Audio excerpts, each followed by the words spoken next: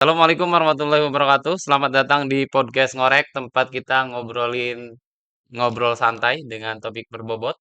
Kali ini saya Endang Sahroni kembali lagi akan memandu podcast kita kali ini. Dan untuk saat ini saya sendirian yang biasanya ditemani oleh narasumber yang kompeten. Tapi kali ini saya akan mengorek terkait dengan isu yang diangkat di koran harian Tangerang Express edisi 27 April 2026.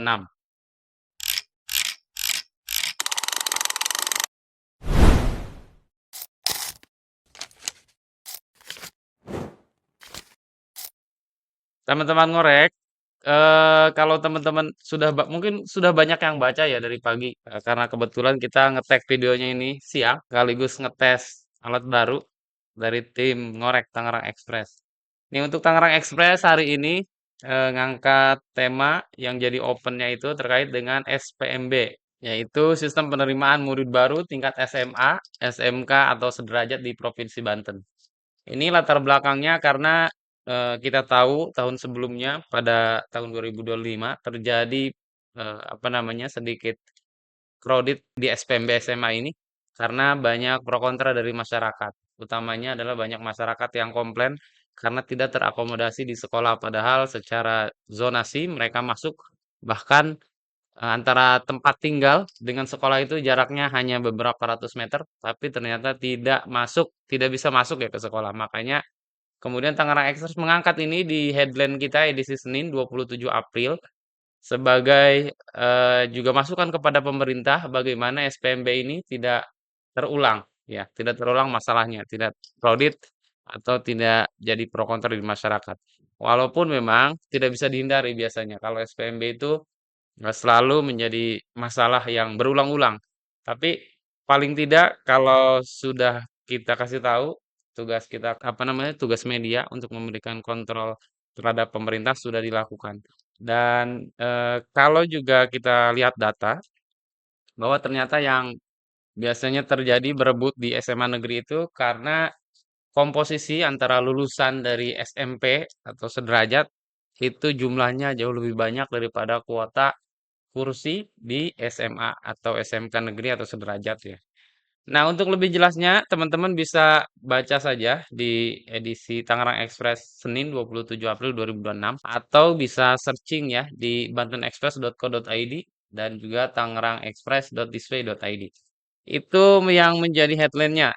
Ya, teman-teman bisa lihat di sini ada SPMB. Kemudian yang berita keduanya, kita juga menyuguhkan berita tentang masyarakat adat Baduy yang melakukan apa istilahnya ya?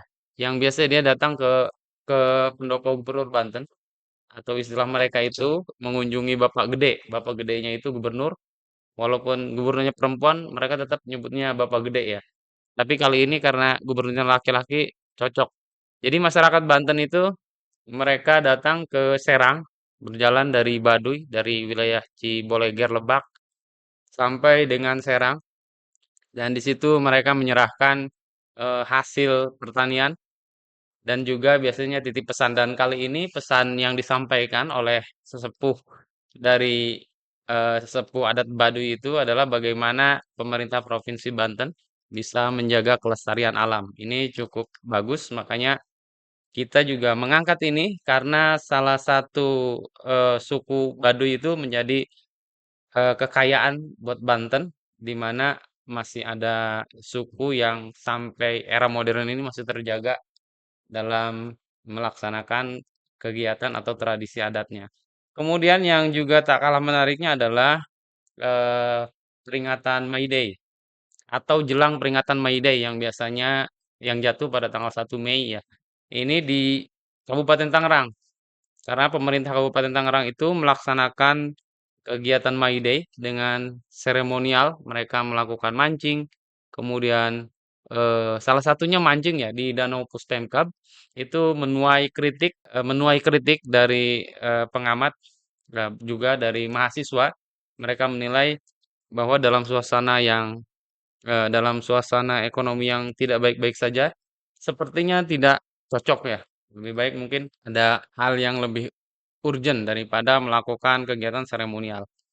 Lalu Tangerang Express juga mengangkat isu terkait dengan pembatalan tarif PKB untuk kendaraan listrik yang sebelumnya pemerintah melalui Permendagri mengeluarkan kebijakan bahwa pemerintah itu akan mengambil atau mengenakan tarif pajak untuk kendaraan mobil listrik yang sebelumnya diberikan insentif berupa kebebasan pajak, tapi ternyata melalui apa ini surat edaran nomor 900.1.31 dan seterusnya ditandatangani oleh Menteri Dalam Negeri Bapak Tito Karnavian pada 22 April 2026 itu sebaliknya ya mendorong yang isinya dari eh, aturan tersebut dari surat Mendagri tersebut adalah mendorong daerah agar memberikan insentif pajak kendaraan listrik ke apa namanya memberikan insentif pajak kendaraan listrik.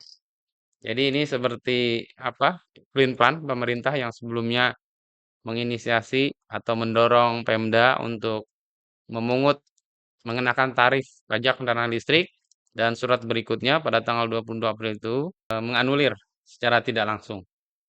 Kemudian yang ke berapa ini ya? Satu, 2, 3, 4. Ya, ada 5 berita di Tangerang Express halaman 1.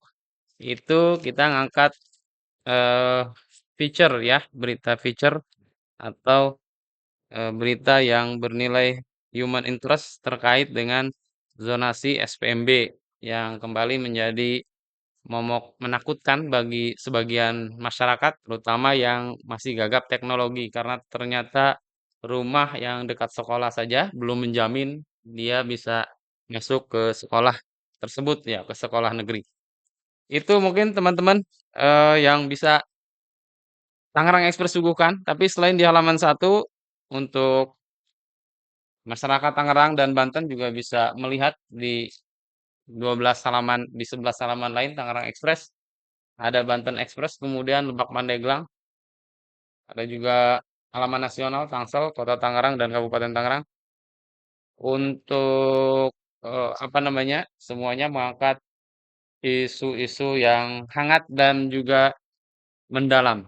Baik teman-teman, sampai sini aja kebersamaan kita di podcast Ngorek Tangerang Express. Jangan lupa ikuti, jangan lupa follow media sosialnya Tangerang Express di Instagramnya Tangerang Express, kemudian TikTok, Facebook, dan juga jangan ketinggalan untuk tetap mencari eh, sumber